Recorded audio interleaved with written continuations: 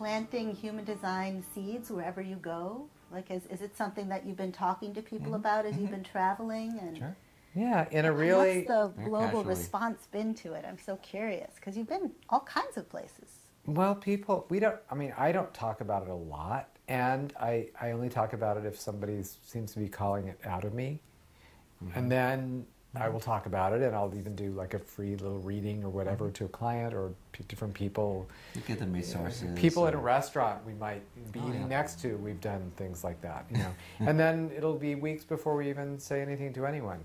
So it's really interesting not to have an agenda about it and see who pulls it out of us, and because both of us have been teachers for a long time and guides and everything, and we kind of keep coming back to, as 6'2s off the roof, it's not really our business to do that unless we're called, unless somebody calls us out to offer some information. And it doesn't feel comfortable for either one of us necessarily to like sell ourselves that way anymore, or to advertise this is who I am or this is what I'm going to do. I mean, we might do like a little workshop here and there, which, to be quite honest, feels a little false to me, even to do that. It just really does. Honestly, I don't think I'm supposed to do anything anymore. Except have fun and do things that I'm enjoying, and live that way. It's so funny to come to a place where I actually think, and this sounds kind of a little arrogant or something maybe to one part of my. I think we should be paid and supported, not necessarily paid with money, but just supported, sustained, to just be ourselves. I'm getting that level of the role model thing, and there's a part of me that's like, who do you think you are? And we are. I mean, I say I think we should be, but we have been. We are. That's exactly what we do. So it's. Well, I have my own affirmation that I don't think anyone else has ever said that. Is everyone on the planet is on salary. Yeah. And once you understand life force, even if you're a reflector, you're still on salary. So, like, the idea that we have to do something then to make life happen is sort of a big illusion. It is a big illusion. It's not really necessary. But, it's really fun. That's really fun for you. Yeah. But you're saying, like, I feel like there's part of a 6'2" profile, which we a lot of our friends, for some reason, are 6'2s. And there's a sort of detached philosophical thrust of beingness in those people, even if they're 20 years old.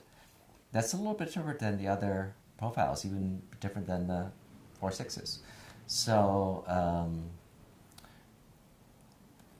it wouldn't be for everyone, like say a 1/3 wouldn't be to be as relaxed as we are about our needs for security.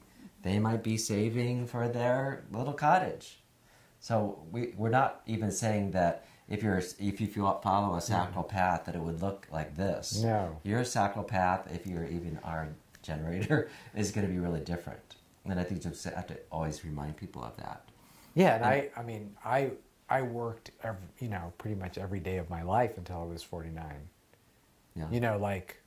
I was always, jobs, and different careers and different things, and I had to and liked to, even though I didn't like to work for, weird corporate entities so much. But you didn't too much. Except for those seats. For a while.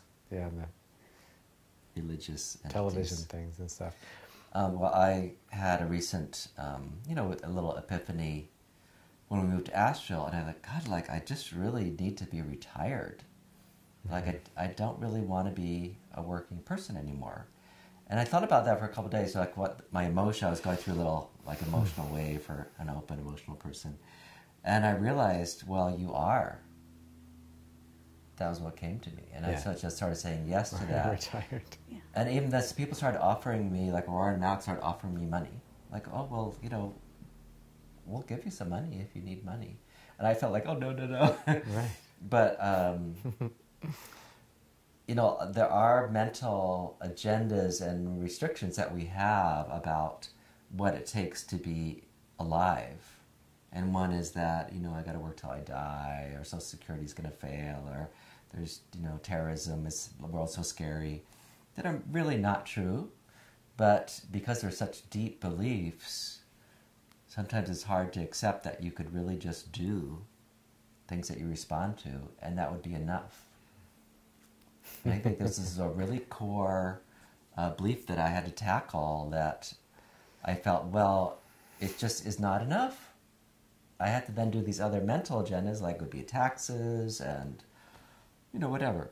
And we still get caught up in that sometimes, where all of a sudden something will be happening, whether it's a transit of, neutrinos going that day or whatever. All of a sudden it's like, oh my God, what the fuck are we doing? We have to get our shit together, and I've got to think about what am I going to do for the next 40 years? How am I going to support myself as an old person? And all those concerns start coming in, and you know what? It just goes, because it's not mine. It's just some pressure from the outside that's washing through me.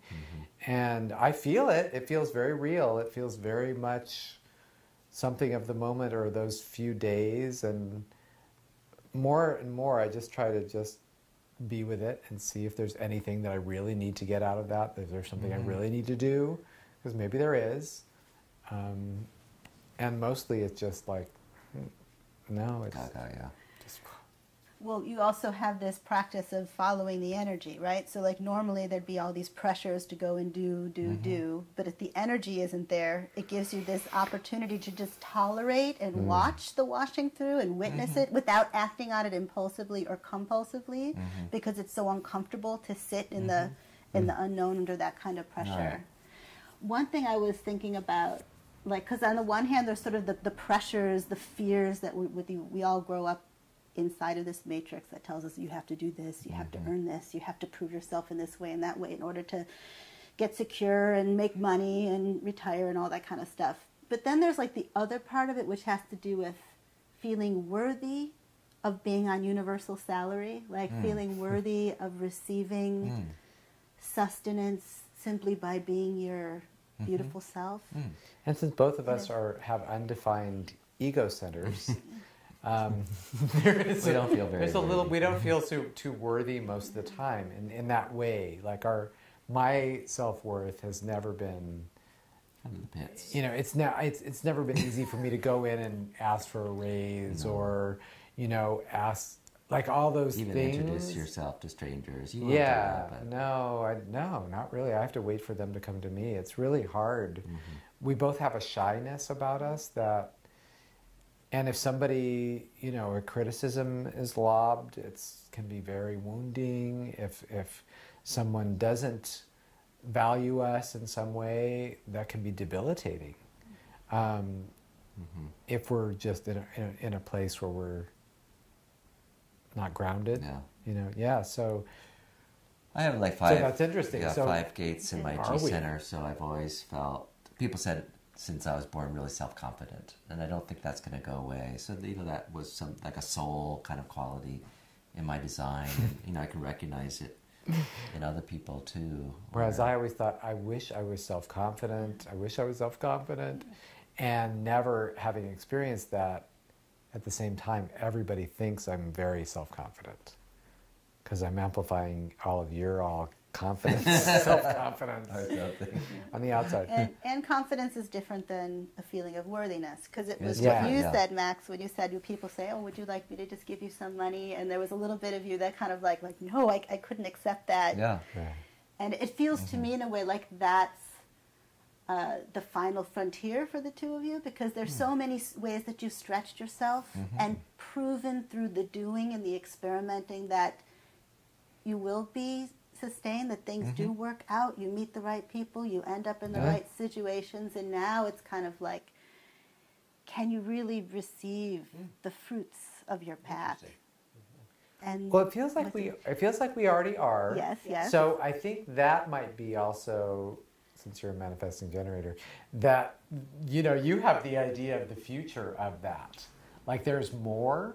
I'm maybe just projecting this onto you, but there's, for you, there's always, the fruit of the abundance. And for us, it's more it's just being able to know that what is enough.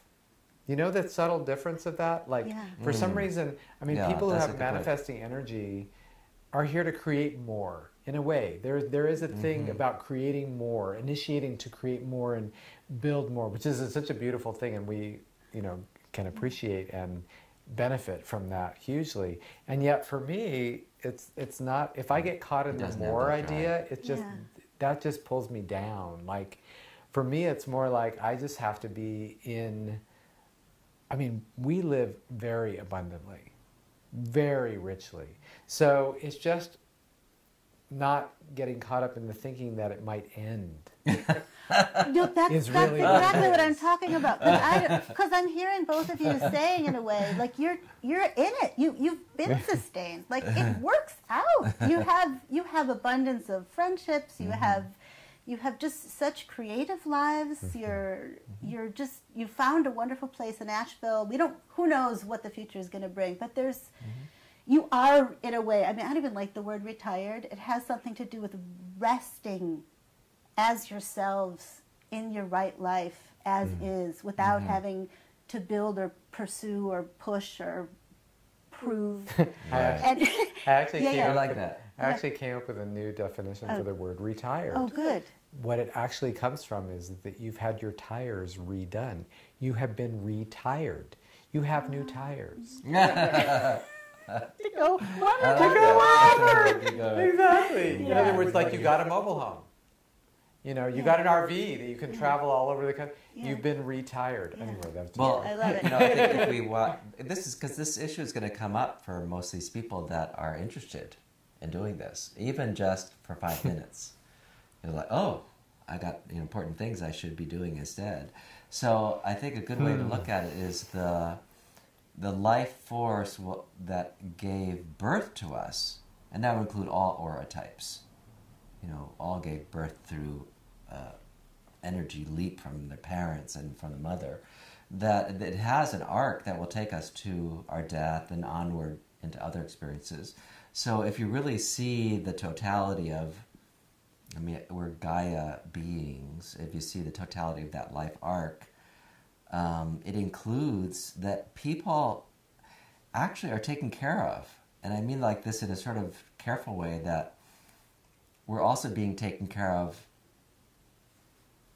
The universe will provide our limitations when we have a belief in limitations. Like, I see this in my elderly relatives.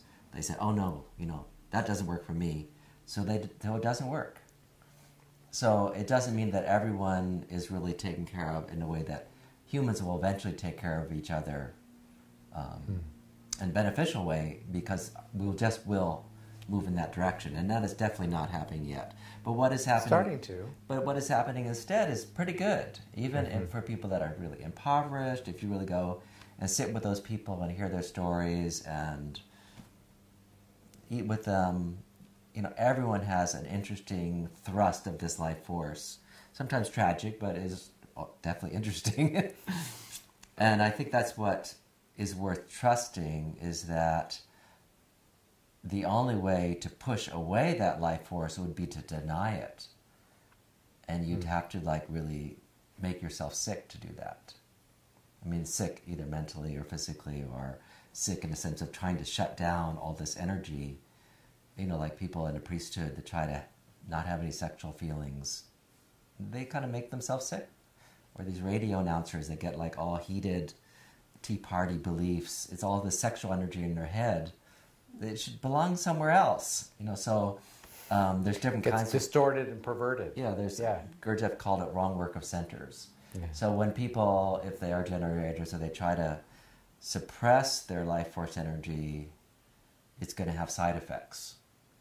And so that's sort of a long way of me saying that, studying how this energy works, including in ourselves, does give you a greater feeling of trust and ease of what is universal energy, which is really what we are. We're a little piece of a universal energy.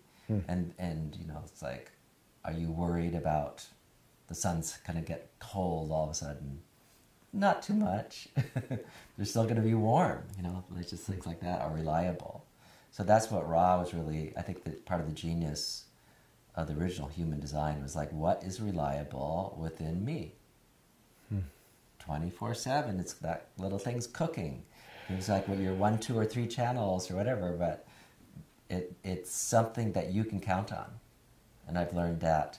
I've learned to let go of all the other things I wished I could count on that were just empty, incomplete half circuits. And I still like, oh, I wish someday I could just really complete that circuit. It would be so exciting. But it really doesn't happen. Make things so much easier. Yeah, but I could just get that ajna connected, then I could, say something important. Right. Then people would want to hear what I have to say. And the human design insiders will understand our joke. You have any other? Oh, well, how about, some of these you may have already answered, but how about picking one out of the little sacral hat? And then if you answered it already, just pick another one. Okay. And maybe you've already done it. You've done such an amazing job. You're both amazing. And we have about 8 more minutes or something. Oh, that's it. We're like, wow. You guys are on fire. Wow. Timing, this is interesting. Or you did that already. If you did it. Yeah. That might be Artie. Good question. Really good questions. I think this is Trust, we did talk a lot about that one. I think we talked about that one too. You guys, you covered it. That's a good one. I like this hat concept. This is the same. Yeah, we covered it. You did so Wow. good. Surprises and magical moments. Yeah, this is about how did you sustain yourselves through money, work, food, shelter, kind of stuff. We had wanted to have a way of recording, our experience, like on a cam, which we didn't do. Posting at the end of the day, Facebooks for our friends. A lot of people do that. YouTube channel, our own YouTube channel. People would say, you guys should be like, have your own web series and all that kind of stuff, video things. And we thought that was a great idea, and we loved the idea, and we thought, let's have somebody on the road with us who can videotape it, and we never responded. And we actually looked for those people, but it's interesting. Like, the idea of what we don't respond to is maybe significant. Like, I'm just now, 7 years later after Facebook, like kind of learning to push the like button, and it doesn't really give me any juice, but I find like the effects are good. Like we were in Tampa, St. Pete's, and I photographed a picture of the meal, and a couple of friends said down the street, "Oh, you're here." So some things are really good to do because they have good side effects. Yeah. But I'm not a person that really, for some reason, I don't record my life and then post it and have a good thing to say about it. I'm trying to learn to do that, but it's totally like an open center experience for me. So I think that's just that for all of us that in this experiment, again, you're gonna have to find your own inner light to respond to, and unfortunately, it's not gonna always look like what the rest of the tribe is doing. And we responded to this. Somehow you responded to. We responded to each other doing this thing, which is what we've been talking about. We've done a bunch of this last few weeks. Yeah, it's been interesting. So the time must be right for it. Being interviewed and Yes. having people ask, interesting. Yeah. And notice, you didn't even have to answer any of those questions because you already did, just by following your energy. We didn't even need to structure it. There didn't have to be an order. Right. There was some sequencing, that was already embedded in your bellies. Yeah, and already in yours as well, connecting to what you wanted to know. Yeah. It's just interesting. Came out. Just by simple questions, you already were doing that. So, would either of you, and maybe there's nothing that comes, but if you just think about that there are people who are going to be watching this, and let's just assume that we're speaking to generators today, that this is really like a gift to generators. If you were them and you didn't know very much about human design, or if you think about yourself 7 years ago or something, like what would you have wished that people like you could have told you? Like what If there's one message that you'd love to just get across, and it might be an invitation, it might be an attitude, it might be just encouragement. It's worth it. I would say the most important thing for me is that it's an experiment, that this is a wonderful way for you to start to experiment with yourself and get closer to who you are. And if you're a generator, you really want to know who you are. So it's not, just find, like for me, some people ask about it and I'm like, well, just Google human design and go and look at all the little listings, because I do respond to things like that, and see which one, and then follow that link and follow that link, and it'll take you somewhere. Those kind of things. That's a more mental way to do it. But just that it's really it's an exploration. It's an experiment. We've had people that have done that and then order the books and start taking classes and then have charts all over the wall. It's interesting. And some people are like, oh, I heard about that thing. It's so confusing. Right. It's all very different. And also, too, this is something that I love that you say a lot, which is hold it lightly. Yeah.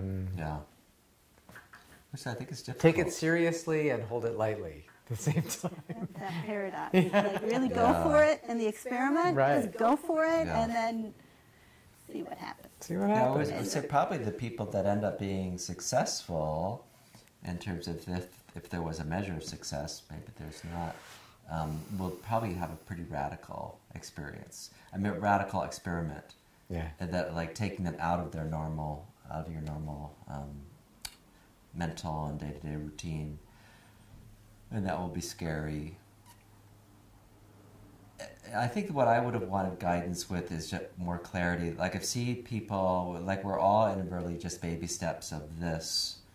I would see it as a transitional teaching, but as like a way to move in, transitional as a way to move into a more authentic way of being. Yeah. And it's a bridge technology. Yeah, it's not a permanent, forever technology. It will shift as people mutate. Nobody will need to know human design because everyone will just be in their design Hopefully. at some point. Yeah. Except for dealing with the other robotic ones. Well, that may shift too. That may shift out. We don't know. Wow.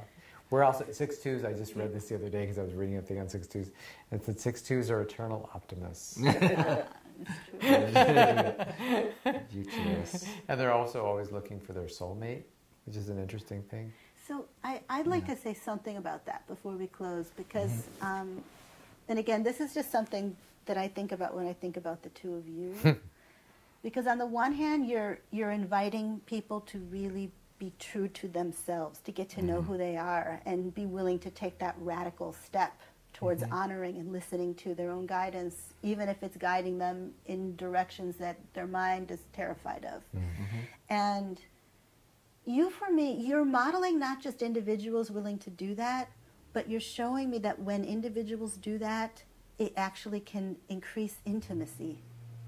Like, I think that there's probably a lot of fear out there that if I really listen, and if I'm in a relationship and I say, yeah, I'm going to take time to myself to make sure that I'm like not just amplifying this other person's stuff and I'm finding there's always that risk that it will cut the cord, it will cut the relationship cord, right? Like if a mother says, okay, I'm breaking off from my family for a while, she might just never want to go back, right? Like the dishes, forget it, and there's something about. And again, it doesn't mean that you're guaranteeing you're going to be together in the same form for the rest of your lives, but there's something about the way that you model how intimacy between two people can grow when you're each so deeply devoted to who you are. And I just wanted to thank you for saying you that. Said it.